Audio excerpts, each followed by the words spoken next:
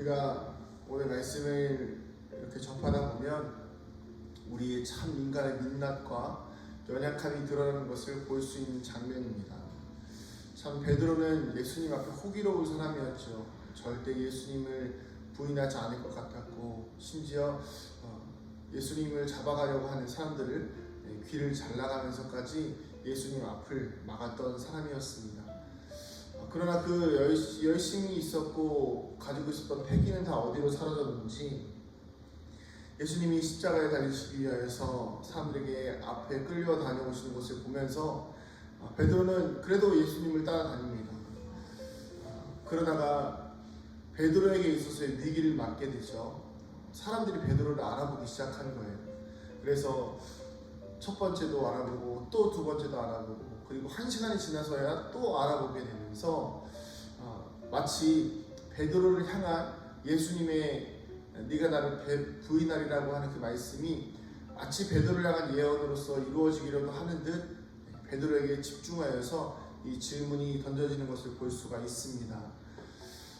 이 사건을 통해서 베드로는 자신이 얼마나 연약한 사람이고 자신이 얼마나 나약한 존재인지, 그리고 얼마나 이기적인 존재인지, 내 생명을 위하여서 끝까지 따르겠다라고 했던 예수님을 배반하는 자신의 모습을 보게 됩니다. 우리가 보통 이런 후회되는 순간들을 맞이하게 되면 과거에 내가 얼마나 못되게 살았는지가 보이거든요. 그리고 내가 했던 말들이 다 생생하게 기억이 납니다. 그런데 이렇게 보면 우리가 다 이제 최근에 이제 누가복음이나 요한복음을 많이 봐서 알겠지만, 예수님께서 나사로를 위해서 가려고 할 때 그때 당시에도 위기가 있었어요.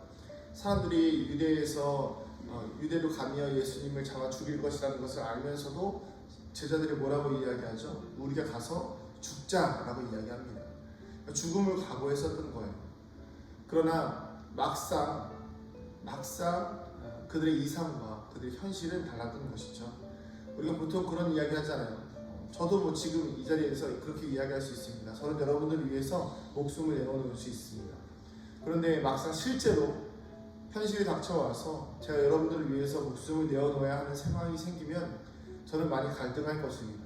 그리고 갈등하게 될 것이며, 그 갈등 가운데 아내도 있고 아이도 있고 또 곧 태어날 아이도 있으니까 나는 지금은 안 될 것 같아, 여러분 죄송합니다, 이렇게 하고 저는 떠나갈 수도 있어요.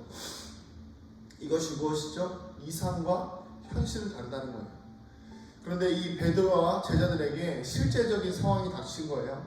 그동안 우리가 가서 죽자라고 이야기했었지만, 가는 동안에 여러 가지 위협도 있었지만 결론적으로는 어땠죠? 예루살렘에 입성할 때 사람들이 호산나 호산나 하나님을 찬양하며 예수님을 왕으로 기대하는 장면이 있었던 거예요. 베드로와 제자들은 그렇게 생각했을 것입니다. 야, 죽고자 하니까 사는구나, 죽으려고 가니까 사는구나, 이런 방법도 있구나, 이제 우리 인생은 폈다, 이렇게 생각했을 수도 있습니다. 그런데 진짜로 죽으러 가자라고 했더니 진짜 죽음의 위기에 몰렸던 것이죠. 그러자 이들의 이상은 사라지고 현실만이 남았습니다.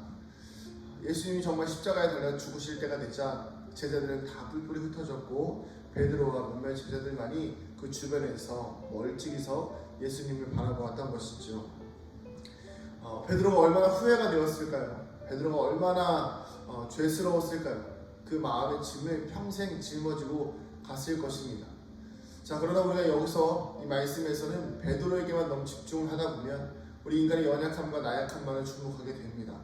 그러나 이 상황마저도 우리가 예수님의 말씀으로 하나님의 예언이 이루어지는 장면으로 본다고 한다면, 예수님께서는 얼마나 그런 상황 가운데에서도 인간에 가장 가까웠던 사람들의 배신과 이기 속에서도 여전히 그들을 위해서 자신을 희생하시는 예수님의 모습을 볼 수가 있는 것입니다.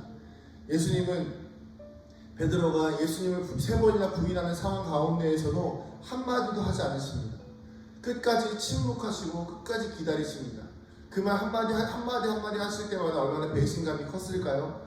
한마디 들으실 때마다 얼마나 속이 상하셨을까요? 그러나 예수님은 한마디도 하지 않으십니다.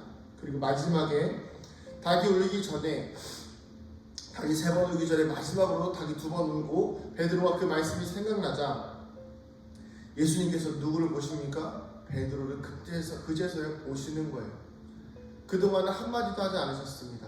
그리고 그때에도 닭이 울었을 때에도 베드로를 향하여서 야, 거봐 내 말 맞지? 이렇게 얘기하지 않으십니다. 그저 베드로를 지그시 쳐다보시는 것이죠. 예수님이 그렇게 끝까지 우리를 사랑하시던 분이었습니다. 예수님은 끝까지 자신이 정말 아프고 고통스럽고 힘든 상황 속에서도 자신의 예언이 이루어지는 상황 속에서도 얼마나 서글프셨을까요? 성경에 보면 이런 말씀들이 있습니다. 너희도 나를 두고 가려느냐? 예수님을 버리고 너희도 나를 떠나려느냐? 라는 성경 구절이 있습니다. 예수님은 얼마나 외롭고 힘드셨을까요? 오늘 우리가 우리의 이상과 현실을 좀 구분하게 되어지기를 소망합니다. 우리의 이상은 언제든지 주님을 위해서 죽을 수 있을 것 같고 언제든지 우리는 주님을 위해서 모든 것을 내어놓을 수 있을 것 같습니다. 그러나 막상 현실에 닥쳐서요, 마치 공산주의가 우리의 이 땅에 들어오고 또 이 땅 가운데서 교회가 핍박을 당하고 우리의 신앙이 핍박을 당하기 시작하면 우리의 현실은 이상과 같지 않을 것입니다. 그러나 그때의 중요한 것은 무엇입니까? 여전히 그때에도 예수님은 우리를 위하여서 사랑하고 계시고 여전히 예수님은 우리를 위한 십자가를 지셨다는 점입니다. 그렇기 때문에 우리가 오늘도 그 예수님의 십자가의 사랑을 온전히 믿고 의지하여 나아가기를 소망합니다.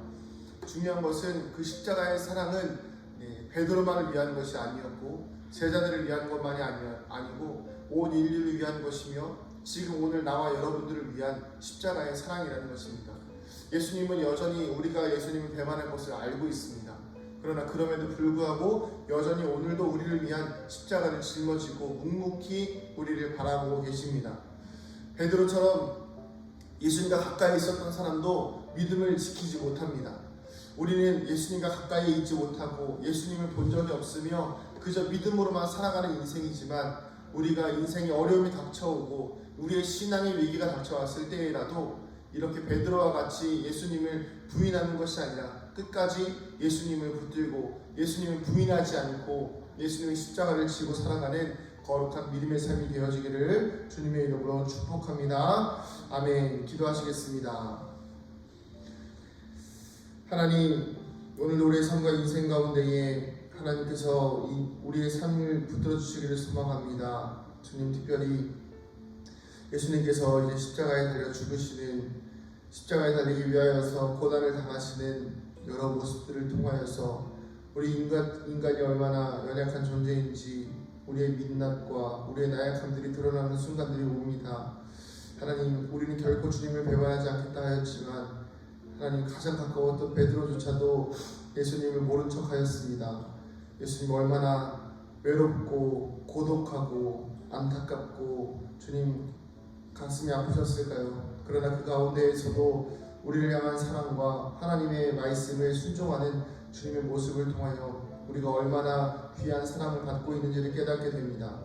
하나님, 그래서 우리가 인생을 살아갈 때에 힘들고 어려운 순간, 주님을 떠나고 싶은 순간이 다가올지라도 끝까지 예수님을 붙들고 살아갈 수 있는, 예수님의 사랑을 의지하여서 나아갈 수 있는 우리 믿음의 성도들 되게 하여 주시옵소서. 감사드리며 사랑이 많으신 예수님의 이름으로 기도드립니다. 아멘.